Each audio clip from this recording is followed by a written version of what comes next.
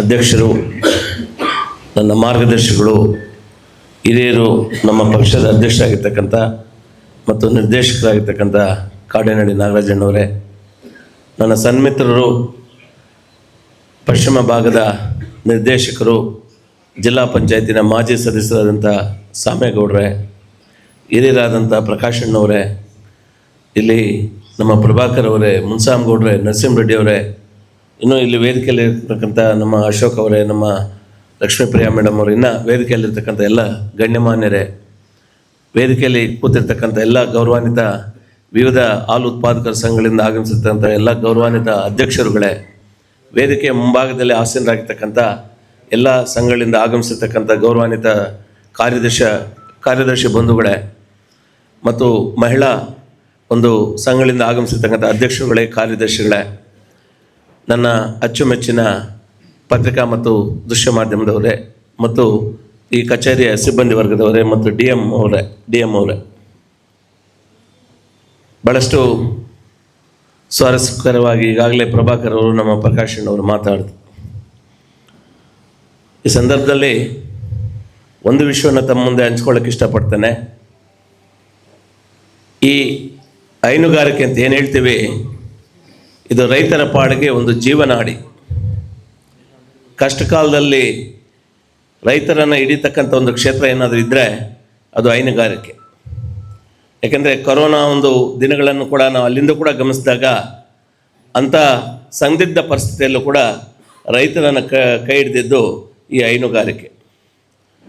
ಹಾಗಾಗಿ ಇಂಥ ಒಂದು ಒಳ್ಳೆಯ ಹಿನ್ನೆಲೆ ಇರತಕ್ಕಂಥ ಹೈನುಗಾರಿಕೆಯನ್ನು ಉತ್ತಮ ರೀತಿಯಲ್ಲಿ ಒಂದು ಪರಿಶುದ್ಧವಾದಂಥ ಒಂದು ಹಾಲನ್ನು ಶೇಖರಣೆ ಮಾಡಿ ಆ ಸಂಘವನ್ನು ಭಾಳ ಎತ್ತರಕ್ಕೆ ಬೆಳೆಸ್ಕೊಂಡು ಹೋಗಿ ಅದನ್ನು ಪುನಶ್ಚೇತನ ಮಾಡಿ ಒಳ್ಳೆಯ ಮಟ್ಟದಲ್ಲಿ ರೈತರಿಗೆ ಒಂದು ಏನು ಸಹಾಯ ಮಾಡುವಂಥ ಒಂದು ಅವಕಾಶವನ್ನು ಕಲಿಸ್ಕೊಡ್ತಕ್ಕಂಥ ಜವಾಬ್ದಾರಿ ಅಧ್ಯಕ್ಷರುಗಳು ಮತ್ತು ಕಾರ್ಯದರ್ಶಿ ನಿಮ್ಮ ಕೈಲಿದೆ. ನಾವು ಪ್ರತಿ ಕಾರ್ಯಕ್ರಮದಲ್ಲಿ ಭಾಷಣ ಮಾಡುವಾಗ ಹೇಳ್ತೀವಿ, ಯಾವುದೇ ಒಂದು ಸಂಘ ಬೆಳಿಬೇಕಾದ್ರೆ ಅದು ಪಕ್ಷಾತೀತವಾಗಿರಬೇಕು, ರಾಜಕಾರಣ ಬೆರೀಬಾರ್ದು. ಆ ರಾಜಕಾರಣವನ್ನು ಪಕ್ಕಕ್ಕಿಟ್ಟು ಒಳಗಡೆ ಹೋಗಿ ಕೆಲಸ ಮಾಡಿದಾಗ ಆ ಒಂದು ಸಂಘ ಭಾಳ ಎತ್ತರಕ್ಕೆ ಬೆಳೀತದೆ. ಅದನ್ನು ಒಳ್ಳೆಯ ರೀತಿಯಲ್ಲಿ ಕೊಂಡೊಯ್ಯತಕ್ಕಂಥ ಒಂದು ಏನು ಜವಾಬ್ದಾರಿ ಅಧ್ಯಕ್ಷರಾದ ಮತ್ತು ಕಾರ್ಯದರ್ಶಿಗಳು ನಿಮ್ಮ ಮೇಲಿದೆ. ಒಳ್ಳೆಯ ರೀತಿಯಲ್ಲಿ ಆ ಸಂಘಗಳನ್ನು ಕೊಂಡೊಯ್ದು ಈ ತಾಲೂಕಿಗೆ ಒಂದು ಒಳ್ಳೆಯ ಕೀರ್ತಿಯನ್ನು, ನಿರ್ದೇಶಕಗಳು ಕೂಡ ಒಂದು ಒಳ್ಳೆಯ ಕೀರ್ತಿಯನ್ನು ತರುವಂಥ ಒಂದು ಪ್ರಾಮಾಣಿಕ ಪ್ರಯತ್ನವನ್ನು ನೀವೆಲ್ಲರೂ ಕೂಡ ಮಾಡಬೇಕು ಅಂತ ಕೂಡ ತಮ್ಮಲ್ಲಿ ನಾನು ಮನವಿ ಮಾಡ್ತೀನಿ. ಆದ್ಮೇಲೆ ಭಗವಂತ ಒಮ್ಮೊಮ್ಮೆ ಪ್ರತಿಯೊಬ್ಬರಿಗೂ ಒಂದೊಂದು ಅಧಿಕಾರವನ್ನು ಕೊಡ್ತಾನೆ. ಅವರು ತೀರೋದ್ಮೇಲೂ ಕೂಡ ಅವ್ರ ಕೆಲಸಗಳು ಮಾತಾಡ್ತವೆ. ಅವರಿಲ್ಲ ಅಂದರೂ ಕೂಡ ದೈಹಿಕವಾಗಿ ಅವರಿಲ್ಲ ಅಂದರೂ ಕೂಡ ಅವ್ರ ಕೆಲಸಗಳು ಮಾತಾಡ್ತವೆ. ಇವತ್ತು ಈ ಸಂದರ್ಭದಲ್ಲಿ ನಾನು ನೆನೆಸ್ಕೊಳ್ತಕ್ಕಂಥದ್ದು ಎಂ ವಿ ಕೃಷ್ಣಪ್ಪನವರು ಈ ಕ್ಷೇತ್ರದಲ್ಲಿ ಒಂದು ಕ್ರಾಂತಿಯನ್ನು ಎಬ್ಬಿಸಿರ್ತಕ್ಕಂಥ ಮಹನೀಯರವರು. ಡೆನ್ಮಾರ್ಕ್ ಹೋಗಿ ಸೀಮೆ ಹಸುಗಳನ್ನು ತಂದು ಒಂದು ಇದರಲ್ಲಿ ಒಂದು ಕ್ರಾಂತಿಯನ್ನು ಎಬ್ಬಿಸಿರ್ತಕ್ಕಂಥ ಒಂದು ಮಹಾನ್ ಭಾವರು. ಅಷ್ಟೇ ಇಲ್ಲ, ಗುಟ್ಟಹಳ್ಳಿಯಲ್ಲಿ ಆ ಕಾಲಕ್ಕೆ ಬಡಬಗ್ಗರು ಏನು ಮದುವೆ ಇಂಥದ್ದು ಮಾಡಬೇಕಾದ್ರೆ ಅದನ್ನು ದೂರಾಲೋಚನೆ ಇಟ್ಕೊಂಡು ಅಲ್ಲಿ ಒಂದು ಏನು ಕಲ್ಯಾಣ ಮಂಟಪಗಳನ್ನು ಕಟ್ಟಿಸಿ ಭಾಳ ಬಡಬಗ್ಗರು ಕೂಡ ಅಲ್ಲಿ ಮದುವೆಗಳನ್ನು ಮಾಡ್ಕೊಳ್ತಕ್ಕಂಥ ಅವಕಾಶವನ್ನು ಕಲ್ಪಿಸಿದಂಥವ್ರು. ಇವತ್ತು ಸುಮಾರು BML ಅಲ್ಲಿ 10,000 ಮನೆತನಗಳು ಇವತ್ತು ಅವರು ಫೋಟೋ ಇಟ್ಟು ಕೆಲಸ ಇದೇನು ಪೂಜಿಸ್ತಾ ಇದೆ. ಅನೇಕ ಮಹನೀಯರಿಗೆ, ಹುಡುಗರಿಗೆ ಉದ್ಯೋಗ ಅವಕಾಶಗಳನ್ನು BML ಕೊಡಿಸಿರ್ತಕ್ಕಂಥವ್ರು. ಮುಳಬಾಲಲ್ಲಿ ಶ್ರೀರಾಮ ಮಂದಿರವನ್ನು ಕಟ್ಟಿಸಿರ್ತಕ್ಕಂಥವ್ರು. ಆದರೆ ಎಂ ವಿ ಕೃಷ್ಣಪ್ಪನವರು ಇವತ್ತು ನಮ್ಮ ಮುಂದಿಲ್ಲ. ಆದರೆ ಅವರ ಅಧಿಕಾರಿ ಅವಧಿಯಲ್ಲಿ ಇಡೀ ತಮ್ಮ ಜೀವನವನ್ನು ಜನರಿಗಾಗಿ ಮುಡಿಪಿಟ್ಟು ಅವ್ರು ಸತ್ತೋದು ಕೂಡ ಅವ್ರು ಮಾಡಿರ್ತಕ್ಕಂಥ ಒಂದು ಪುಣ್ಯ ಕೆಲಸಗಳು ಇವತ್ತು ಮಾತಾಡ್ತಾ ಇದ್ದಾವೆ. ತಾಲೂಕಿನ ಒಂದು ವಿಚಾರಕ್ಕೆ ಬಂದಾಗ ನಮ್ಮ ಆಲಂಗೂರು ಶ್ರೀನಣ್ಣವರು ದೈಹಿಕವಾಗಿ ಅವ್ರು ನಮ್ಮ ಮುಂದಿಲ್ಲ. ಆದರೆ ದೈಹಿಕವಾಗಿ ಅವ್ರು ನಮ್ಮ ಮುಂದೆ ಇಲ್ಲದೇ ಇದ್ರು ಕೂಡ ಅವರು ಮಾಡಿರ್ತಕ್ಕಂಥ ಒಂದು ಮಹತ್ತರವಾದಂಥ ಕೆಲಸಗಳು ಇವತ್ತು ಮಾತಾಡ್ತಾ ಇದ್ದಾವೆ.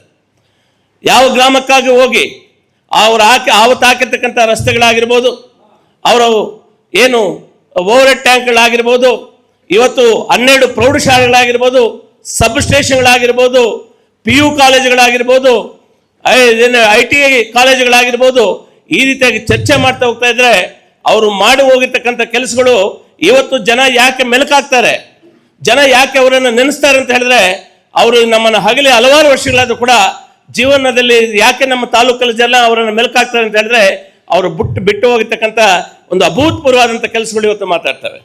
ಅದಕ್ಕೆ ಇಂಥ ಮಹನೀಯರನ್ನು ಯಾಕೆ ನಾನು ಪೀಠಿಕೆಯಾಗಿ ತಗೊಂಡೆ ಅಂತ ಹೇಳಿದ್ರೆ, ಇವತ್ತು ಕಾಡೇನಹಳ್ಳಿ ನಾಗರಾಜಣ್ಣವರನ್ನ ಅನೇಕ ಬಾರಿ ಅವರ ನಿರ್ದೇಶಕರನ್ನು ಮಾಡಿದ್ದೇವೆ.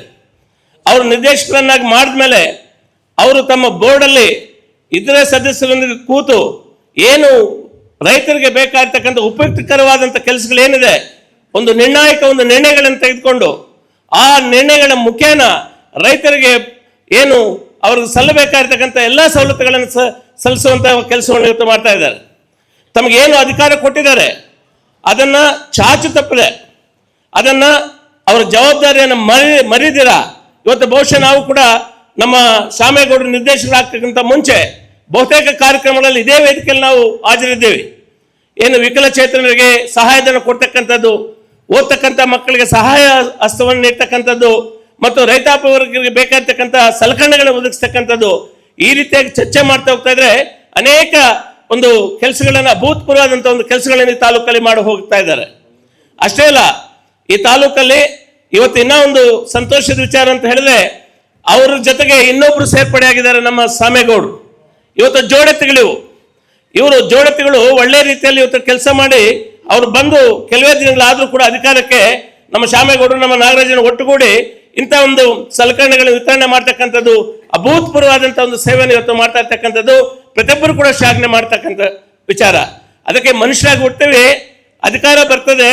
ಅಧಿಕಾರ ಬಂದಾಗ ನಾವು ಅಧಿಕಾರದಲ್ಲಿದ್ದಾಗ ನಾವು ಏನು ಜನರಿಗಾಗಿ ಮಾಡಿದ್ದೀವಿ, ಜನರಿಗಾಗಿ ನಾವು ಏನು ಕೆಲಸ ಮಾಡಿದ್ದೀವಿ ಅಂತ ಒಂದು ಬಾರಿ ನಮ್ಮನ್ನು ನಾವು ವಿಮರ್ಶೆ ಮಾಡ್ಕೋಬೇಕು. ಅದಕ್ಕೆ ಎಂ.ವಿ. ಕೃಷ್ಣಪ್ಪನವರಾಗ್ಬೋದು ಅಥವಾ ಆಲಂಗು ಶ್ರೀನಿವಾಸ್ ಅವ್ರನ್ನ ನಾನು ಇಲ್ಲಿ ಉದಾಹರಣೆಗೆ ತಗೊಂಡಿರ್ತಕ್ಕಂಥದ್ದು. ಆದ್ಮೇಲೆ ನಾವೆಲ್ಲರೂ ರೈತರು ಬಹಳ ಗೌರವದಿಂದ ಮಾತಾಡ್ತಕ್ಕಂಥ ಒಂದೇ ಒಂದು ವಿಚಾರ ಹೇಳಿ ನನ್ನ ಮಾತನ್ನು ಮುಗಿಸ್ತೇನೆ. ಒಂದು ದಿವಸ ಒಬ್ಬ ರೈತ ಹೊಲದಲ್ಲಿ ದುಡಿಮೆ ಮಾಡ್ತಾ ಇರ್ತಾನೆ. ಮಗ ಓಡೋಡಿ ಹತ್ಕೊಂಡು ಬರ್ತಾನೆ ತಂದೆ ಹತ್ರ. ಯಾಕಪ್ಪ ಅಳ್ತೆ ಅಂತ ಕೇಳ್ತಾನೆ. ತಂದೆ ಮಗನನ್ನ, ಅಪ್ಪ ಇವತ್ತು ಶಾಲೆಯಲ್ಲಿ ನಮ್ಗೆ ತುಂಬ ಅವಮಾನ ಆಗೋಯ್ತು. ಯಾಕಪ್ಪ ಏನಾಯ್ತು ಅಂತ ಕೇಳ್ತಾನೆ. ಆಗ ಮಗ ಹೇಳ್ತಾನೆ, ನಮ್ಮ ಶಿಕ್ಷಕರು ಕೇಳಿದ್ರು, ಯಾರು ಏನಾಗ್ತೀರಿ ಮುಂದೆ ಏನಾಗಬೇಕು ಅಂತ ನಿಮ್ಮ ಬಯಸಿದ್ದೀರಿ ಅಂತ ಕೇಳಿದ್ರು. ಒಬ್ಬ ನಿಂತ್ಕೊಂಡ್ರು, ನಾನು ಡಾಕ್ಟರ್ ಆಗ್ತೀನಿ ಅಂದರು. ಎಲ್ಲರೂ ಚಪ್ಪಾಳೆ ತಟ್ಟಿದ್ರು. ಇನ್ನೊಬ್ಬರು ನಿಂತ್ಕೊಂಡ್ರು, ನಾನು ಇಂಜಿನಿಯರ್ ಆಗ್ತೀನಿ ಅಂದರು. ಎಲ್ಲರೂ ಚಪ್ಪಾಳೆ ತಟ್ಟಿದ್ರು. ನೀನೇನಾಗ್ತೆ ಅಂತ ನಾನು ಕೇಳಿದ್ರು. ನಾನು ರೈತ ಆಗ್ತೀನಿ ಅಂದೆ. ಎಲ್ಲರೂ ನಕ್ಬಿಟ್ರು ನನ್ನನ್ನು ನೋಡಿ. ಅದಕ್ಕೆ ತುಂಬ ಬೇಜಾರಾಯ್ತು ಅಂದ. ಆಗ ತಂದೆ ಆಗ್ತಾ ಇರ್ತಕ್ಕಂಥವ್ನು ಬೆನ್ತಟ್ಟಿ ಮಗನಿಗೆ ಹೇಳ್ತಾನೆ, ಮಗ ಒಳ್ಳೆ ಮಾತು ಹೇಳಿದ್ಯಾ ನೀನು.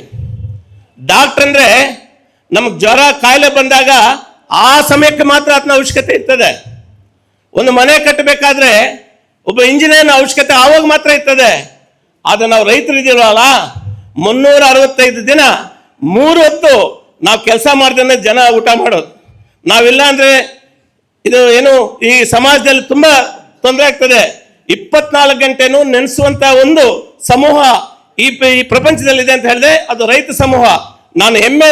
ನೀನು ಹೆಮ್ಮೆಯಿಂದ ನಾನು ರೈತನಾಗಿ ಇದ್ದೆ ಅಂತ ಹೇಳಿದೆಲ್ಲ, ಅದಕ್ಕೆ ನನ್ನೊಂದು ದೊಡ್ಡ ಚಪ್ಪಾಳೆ, ಒಳ್ಳೆ ಮಾತು ಹೇಳಿದೆ ಅಂತ ಬೆಂತಟ್ಟಿದ್ರಂತೆ.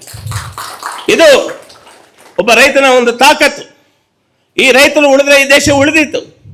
ಯಾವತ್ತು ರೈತರಿಗೆ ಒಂದು ಸಂಕಷ್ಟದಲ್ಲಿದ್ದರೆ ಅದನ್ನು ನಾವು ಪ್ರತಿಯೊಬ್ಬರು ಕೂಡ ಕೈ ಜೋಡಿಸಿ ಅವರನ್ನು ಮುಂದೆ ಕರ್ತರುವಂಥ ಒಂದು ಕೆಲಸಗಳನ್ನ ನಾವು ಮಾಡಬೇಕಾಗ್ತದೆ.